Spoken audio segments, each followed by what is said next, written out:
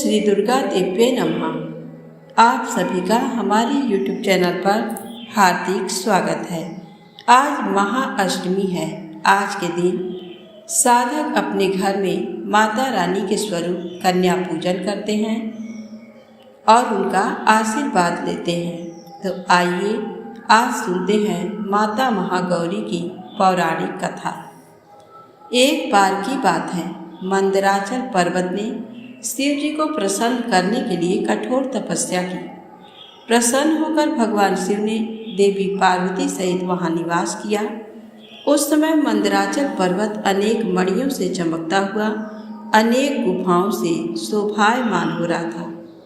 शिव जी पार्वती जी के साथ वहां अनेक लीलाएं रचने लगी। इस तरह बहुत समय बीत गया। दूसरी ओर संसार में प्रजा का विकास तेजी से हो रहा था। उसी समय शुंभ और निशुंभ नाम के दो दानवों ने ब्रह्मा जी की कठोर तपस्या करके उनसे अबद्ध रहने का वर मांग लिया था।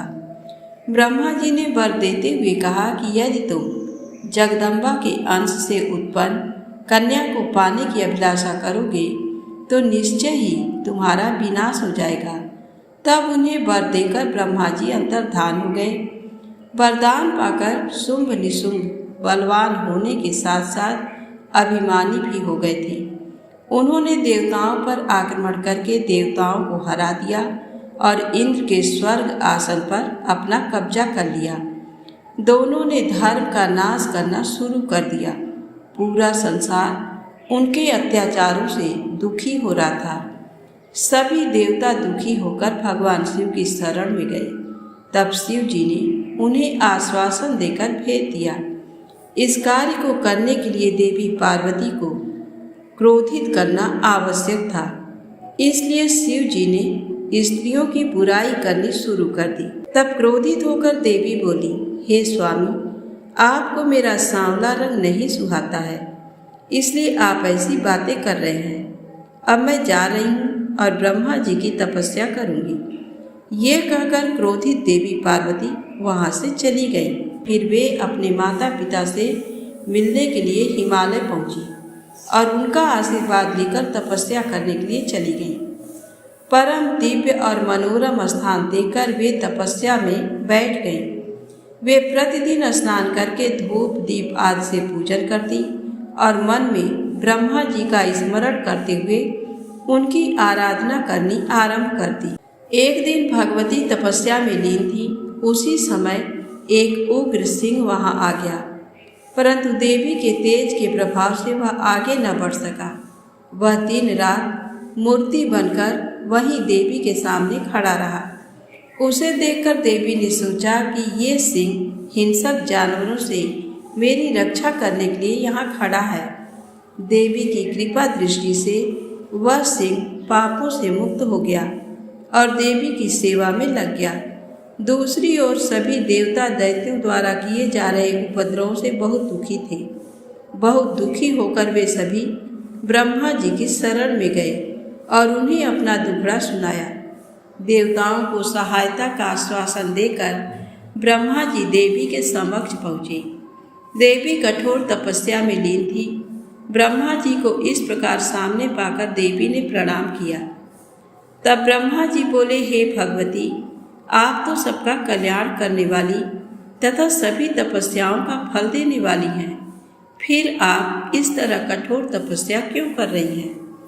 ब्रह्मा जी के पूछे प्रश्न का उत्तर देते हुए देवी बोली, हे ब्रह्मा जी, सृष्टि के आरंभ में आप भगवान शिव से उत्पन्न हुए हैं, इसलिए आप मेरे पुत्र हैं। प्रजा वृद्धि के लिए भगवान रुद्र आपके मस्तक से प्रकट हुए, इसलिए आप मेरे ससुर हैं। अपना दुख आपको बताकर मैं उससे मुक्त होना चाहती हूँ। मैं अपना काला रंग का शरीर त्याग कर गोरी बनना चाहती हूँ। तब ब्रह्मा जी ने कहा, हे देवी, जैसा आप चाहती हैं वैसा ही होगा। आप अपने काले वर्ण का त्याग कर गौर वर्ण धारण करें। देवी आपका वही काला वर्ण दैत्यराज शुंभ निशुंभ का वध करके इस संसार को उनके पापों से मुक्त करेगा। तभी देवी ने काले रंग का त्याग कर गोरा रंग धारण कर लिया। भगवती के काले वर्ण से मेघों के समान श्याम वर्णी कौशिकी नामक कन्या उत्पन्न हुई। वह योगिनी अष्टभुजा वाली तथा शंख चक्र एवं त्रिशूल आदि आयुधों से सुशोभित थी। ब्रह्मा जी ने देवी कौशिकी को शुंभ निशुंभ का वध करने के लिए शक्ति प्रदान की। तब देवी कौशिकी ब्रह्मा जी व देवी को प्रणाम कर विंध्याचल पहुंची। उन्होंने शुंभ निशुंभ का वध कर देवताओं को सुखी कर दिया। देवी ने अपने काले वर्ण को अलग किया, जिससे देवी कौशिकी की उत्पत्ति हुई। फिर वह आशीर्वाद पाकर विंध्याचल पर चली गई। तब देवी ने ब्रह्मा जी से कहा, हे ब्रह्मा जी, ये सिंह मेरा परम भक्त है।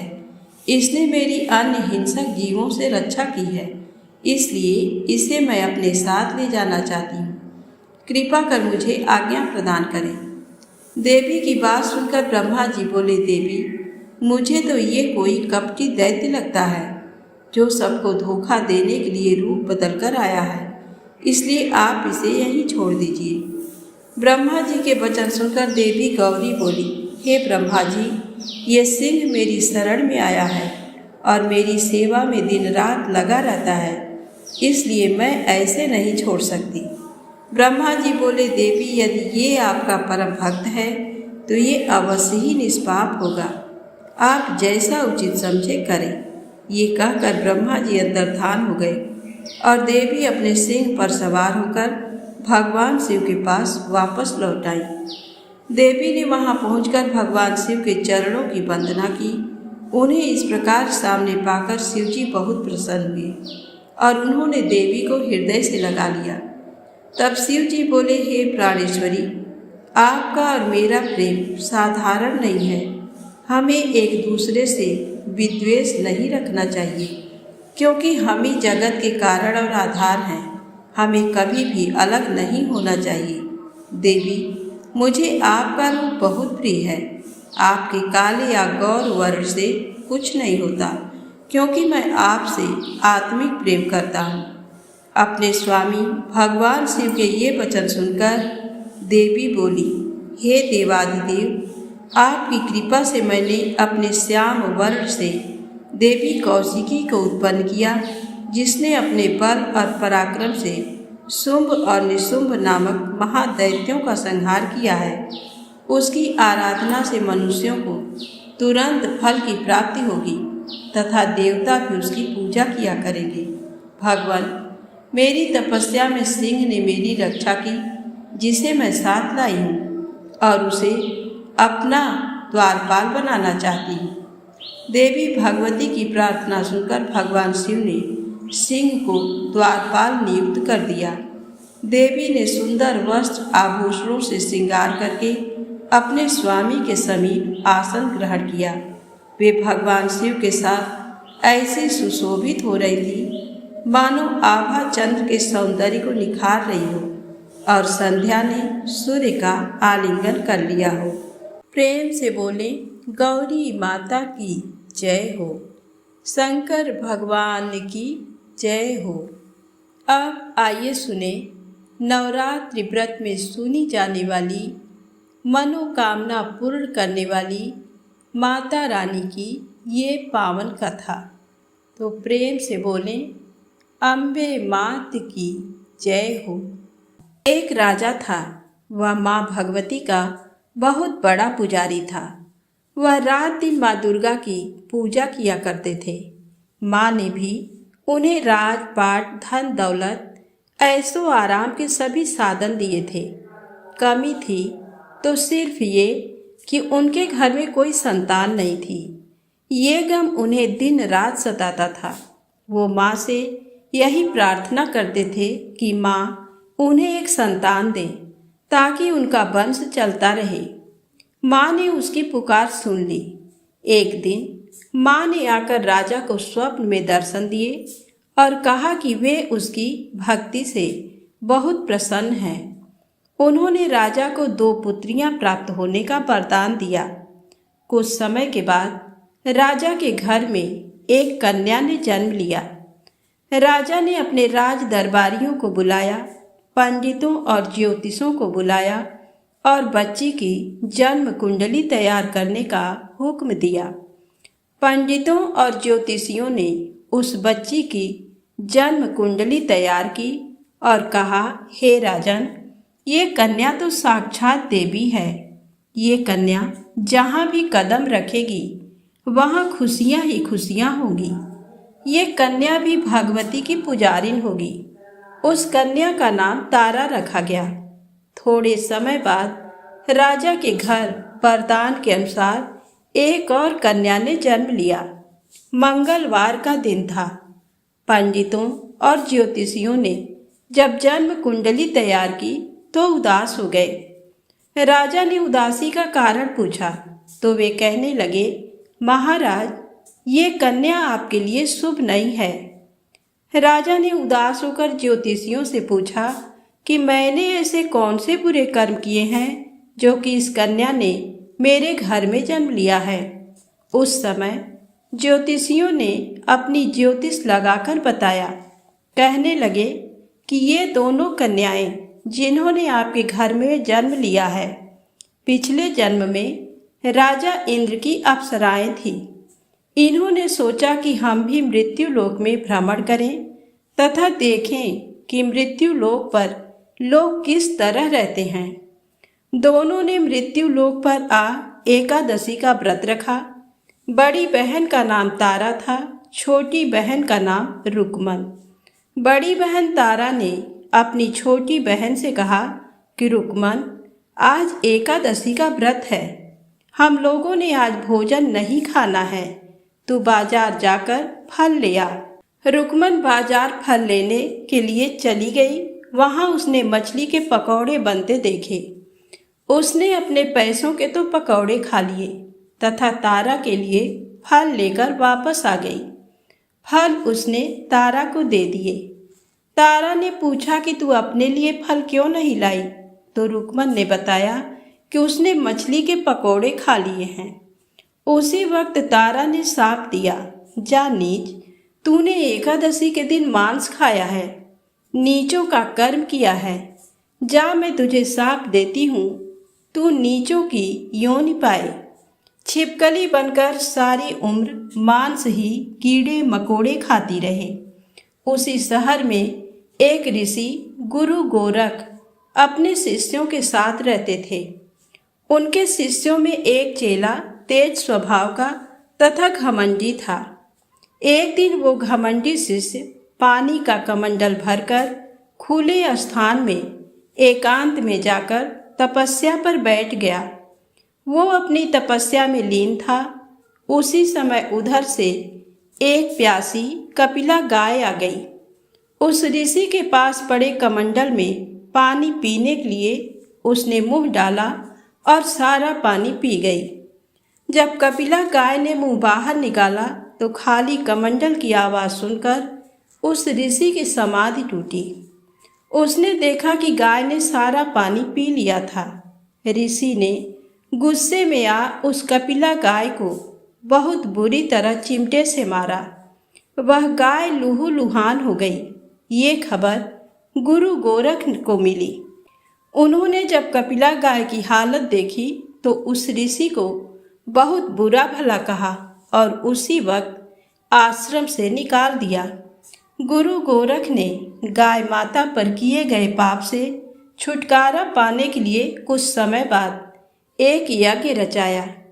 इस यज्ञ का पता उस शिष्य को भी चल गया जिसने कपिला गाय को मारा था। उसने सोचा कि वह अपने अपमान का बदला जरूर लेगा। यज्ञ शुरू हो गया। उस चेले ने एक पक्षी का रूप धारण किया और चोंच में सर्प लेकर भंडारे में फेंक दिया, जिसका किसी को पता न चला। एक छिपकली जो पिछले जन्म में तारा देवी की छोटी बहन थी तथा बहन के साप को स्वीकार कर छिपकली बनी थी, सर्प का भंडारे में गिरना देख रही थी। उसे त्याग व परोपकार की शिक्षा अब तक याद थी। वह भंडारा होने तक घर की दीवार पर चिपकी समय की प्रतीक्षा करती रही। कई लोगों के प्राण बचाने हेतु उसने अपने प्राण न्यौछावर कर लेने का मन ही मन निश्चय किया। अब खीर भंडारे में दी जाने वाली थी। बांटने वालों की आंखों के सामने वह छिपकली दीवार से कूदकर कड़ाही में जा गिरी। नादान लोग छिपकली को बुरा भला कहते हुए खीर की कढ़ाई को खाली करने लगे। उन्होंने उसमें मरे हुए सांप को देखा। तब सबको मालूम हुआ कि छिपकली ने अपने प्राण देकर उन सबके प्राणों की रक्षा की है। उपस्थित सभी सज्जनों और देवताओं ने उस छिपकली के लिए प्रार्थना की कि उसे सब योनियों में उत्तम मनुष्य जन्म प्राप्त हो तथा अंत में वह मोक्ष को प्राप्त करे। तीसरे जन्म में वह छिपकली राजा स्पर्श के घर कन्या जन्मी। दूसरी बहन तारा देवी ने फिर मनुष्य जन्म लेकर तारामती नाम से अयोध्या के प्रतापी राजा हरिश्चंद्र के साथ विवाह किया। राजा स्पर्श ने ज्योतिषियों से कन्या की कुंडली बनवाई। ज्योतिषियों ने राजा को बताया कि कन्या आपके लिए हानिकारक सिद्ध होगी, शकुन ठीक नहीं है, अतः आप इसे मरवा दीजिए। राजा बोले, लड़की को मारने का पाप बहुत बड़ा है, मैं उस पाप का भार नहीं बन सकता। तब ज्योतिषियों ने विचार करके राय दी, हे राजन, आप एक लकड़ी के संदूक में ऊपर से सोना चांदी आदि जड़वा दें।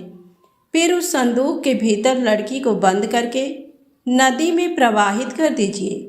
सोने चांदी से जड़ा हुआ संदूक अवश्य ही कोई लालच से निकाल लेगा और आपकी कन्या को भी पाल लेगा। आपको किसी प्रकार का पाप नहीं लगेगा। ऐसा ही किया गया और नदी में बहता हुआ संदूक काशी के समीप एक भंगी को दिखाई दिया। वह संदूक को नदी से बाहर निकाल लाया। उसने जब संदूक खोला तो सोने चांदी के अतिरिक्त अत्यंत रूपवान कन्या दिखाई दी। उस भंगी के कोई संतान नहीं थी। उसने अपनी पत्नी को वह कन्या लाकर दी तो पत्नी की प्रसन्नता का ठिकाना न रहा। उसने अपनी संतान के समान ही बच्ची को छाती से लगा लिया। भगवती की कृपा से उसके स्तनों में दूध उतर आया। पति पत्नी दोनों ने प्रेम से कन्या का नाम रुक्को रख दिया। रुक्को बड़ी हुई, उसका विवाह हुआ। रुक्को की सास महाराजा हरिश्चंद्र के घर सफाई आदि का काम करने जाया करती थी। एक दिन वह बीमार पड़ गई। रुक्को महाराजा हरिश्चंद्र के घर काम करने के लिए पहुंच गई। महाराज की पत्नी तारामती ने जब रुक्को को देखा तो वह अपने पूर्व जन्म के पुण्य से उसे पहचान गई। तारामती ने रुक्को से कहा, हे बहन, तुम मेरे यहाँ निकट आकर बैठो।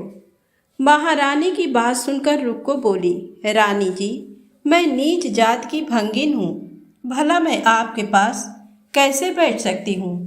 तब तारामती ने कहा, बहन, पूर्व जन्म में तुम मेरी सगी बहन थी। एकादशी का व्रत खंडित करने के कारण तुम्हें छिपकली की योनि में जाना पड़ा। जो होना था सो हो चुका। अब तुम अपने इस जन्म को सुधारने का उपाय करो तथा भगवती वैष्णो माता की सेवा करके अपना जन्म सफल बनाओ। ये सुनकर रुक्को को बड़ी प्रसन्नता हुई और उसने उपाय पूछा। रानी ने बताया कि वैष्णो माता सब मनोरथों को पूरा करने वाली हैं। जो लोग श्रद्धापूर्वक माता का पूजन व जागरण करते हैं उनकी सब मनोकामना पूर्ण होती है। रुक्को ने प्रसन्न होकर माता की मनौती करते हुए कहा, हे माता, यदि आपकी कृपा से मुझे एक पुत्र प्राप्त हो गया तो मैं भी आपका पूजन व जागरण करवाऊंगी। माता ने प्रार्थना को स्वीकार कर लिया। फलस्वरूप 10वें महीने उसके गर्भ से एक अत्यंत सुंदर बालक ने जन्म लिया।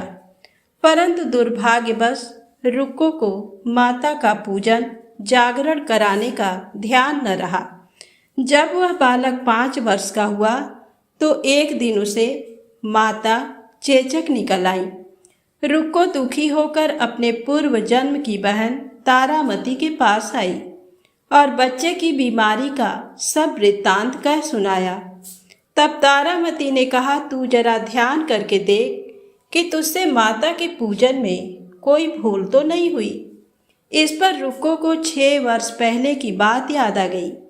उसने अपराध स्वीकार कर लिया। उसने फिर मन में निश्चय किया कि बच्चे को आराम आने पर जागरण अवश्य करवाएगी। भगवती की कृपा से बच्चा दूसरे दिन ही ठीक हो गया। तब रुक्को ने देवी के मंदिर में ही जाकर पंडित से कहा कि मुझे अपने घर माता का जागरण करना है, अतः आप मंगलवार को मेरे घर पधार कर कृतार्थ करें। पंडित जी बोले, अरे रुक्को, तू यही 5 रुपए दे जा, हम तेरे नाम से मंदिर में ही जागरण करवा देंगे। तू नीच जाति की स्त्री है, इसलिए हम तेरे घर में जाकर देवी का जागरण नहीं कर सकते। रुक्को ने कहा, हे पंडित जी, माता के दरबार में तो ऊंच नीच का कोई विचार नहीं होता। वे तो सब भक्तों पर समान रूप से कृपा करती हैं, अतः आपको कोई ऐतराज नहीं होना चाहिए। इस पर पंडित ने आपस में विचार करके कहा कि यदि महारानी तुम्हारे जागरण में पधारें तब तो हम भी स्वीकार कर लेंगे। ये सुनकर रुक्को महारानी के पास गई और सब वृत्तांत कह सुनाया। तारामती ने जागरण में सम्मिलित होना सहर्ष स्वीकार कर लिया। जिस समय रुक्को पंडितों से ये कहने के लिए गई, महारानी जी जागरण में आवेंगी, उस समय सेन नाई वहाँ था। उसने सब सुन लिया और महाराजा हरिश्चंद्र को जाकर सूचना दी। राजा को सेन नाई की बात पर विश्वास नहीं हुआ। महारानी भंगियों के घर जागरण में नहीं जा सकती, फिर भी परीक्षा लेने के लिए उसने रात को अपनी उंगली पर थोड़ा सा चीरा लगा लिया, जिससे नींद न आए। रानी तारामती ने जब देखा कि जागरण का समय हो रहा है परंतु महाराज को नींद नहीं आ रही है, तो उसने माता वैष्णो देवी से मन ही मन प्रार्थना की कि हे माता, आप किसी उपाय से राजा को सुला दें ताकि मैं जागरण में सम्मिलित हो सकूं। राजा को नींद आ गई। तारामती रोशनदान से रस्सा बांधकर महल से उतरी और रुक्को के घर जा पहुंची। उस समय जल्दी के कारण रानी के हाथ से रेशमी रुमाल तथा पांव का एक कंगन रास्ते में ही गिर पड़ा। उधर थोड़ी देर बाद राजा हरिश्चंद्र की नींद खुल गई। वह भी रानी का पता लगाने निकल पड़ा। उसने मार्ग में कंगन व रुमाल देखा। राजा ने दोनों चीजें रास्ते से उठाकर अपने पास रख ली और जहाँ जागरण हो रहा था वहाँ जा पहुँचा। वह एक कोने में चुपचाप बैठकर दृश्य देखने लगा। जब जागरण समाप्त हुआ तो सबने माता की अरदास की। उसके बाद प्रसाद बांटा गया। रानी तारामती को जब प्रसाद मिला तो उसने झोली में रख लिया। ये देख लोगों ने पूछा, आपने प्रसाद क्यों नहीं खाया? यदि आप न खाएंगी तो कोई भी प्रसाद नहीं खाएगा। रानी बोली, तुमने प्रसाद दिया वह मैंने महाराज के लिए रख लिया, अब मुझे मेरा प्रसाद दे दें। अब की बार प्रसाद ले। तारा ने खा लिया। इसके बाद सब भक्तों ने माँ का प्रसाद खाया। इस प्रकार जागरण समाप्त करके प्रसाद खाने के पश्चात रानी तारामती महल की तरफ चली। तब राजा ने आगे बढ़कर रास्ता रोक लिया और कहा, तूने नीचों के घर का प्रसाद खा अपना धर्म भ्रष्ट कर लिया। अब मैं तुझे अपने घर कैसे रखूं? तूने तो कुल की मर्यादा व प्रतिष्ठा का भी ध्यान नहीं रखा। जो प्रसाद तू अपनी झोली में मेरे लिए लाई है उसे खिला, मुझे भी तू अपवित्र करना चाहती है। ऐसा कहते हुए जब राजा ने झोली की ओर देखा तो भगवती की कृपा से प्रसाद के स्थान पर उसमें चंपा, गुलाब, गेंदे के फूल, कच्चे चावल और सुपारियां दिखाई दी। ये चमत्कार देख राजा आश्चर्यचकित रह गया। राजा हरिश्चंद्र रानी तारा को साथ ले महल लौट आए।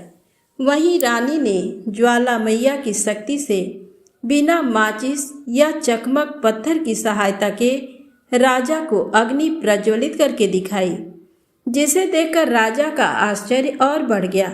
रानी बोली, प्रत्यक्ष दर्शन पाने के लिए बहुत बड़ा त्याग होना चाहिए। यदि आप अपने पुत्र रोहिताश्व की बलि दे सकें तो आपको दुर्गा देवी के प्रत्यक्ष दर्शन हो जाएंगे। राजा के मन में तो देवी के दर्शन की लगन हो गई थी। राजा ने पुत्र मोह त्याग कर रोहिताश्व का सिर देवी को अर्पण कर दिया। ऐसी सच्ची श्रद्धा एवं विश्वास देख दुर्गा माता सिंह पर सवार हो उसी समय प्रकट हो गई और राजा हरिश्चंद्र दर्शन करके कृतार्थ हो गए। मरा हुआ पुत्र भी जीवित हो गया। चमत्कार देख राजा हरिश्चंद्र गदगद हो गए। उन्होंने विधिपूर्वक माता का पूजन करके अपराधों की क्षमा मांगी। इसके बाद सुखी रहने का आशीर्वाद दे माता अंतर्ध्यान हो गई। राजा ने तारा रानी की भक्ति की प्रशंसा करते हुए कहा, हे तारा, तुम्हारे आचरण से अति प्रसन्न हूँ। मेरे धन्य भाग जो तुम मुझे पत्नी रूप में प्राप्त हुई। आयु पर्यंत सुख भोगने के पश्चात राजा हरिश्चंद्र, रानी तारा एवं रुक्मन भंगिन तीनों ही मनुष्य योनि से छूटकर देवलोक को प्राप्त हुए। माता के जागरण में तारा रानी की कथा को जो मनुष्य भक्तिपूर्वक पढ़ता या सुनता है उसकी सभी मनोकामनाएं पूर्ण होती हैं, सुख समृद्धि बढ़ती है, शत्रुओं का नाश होता है। तो प्रेम से बोलें, माता रानी की जय।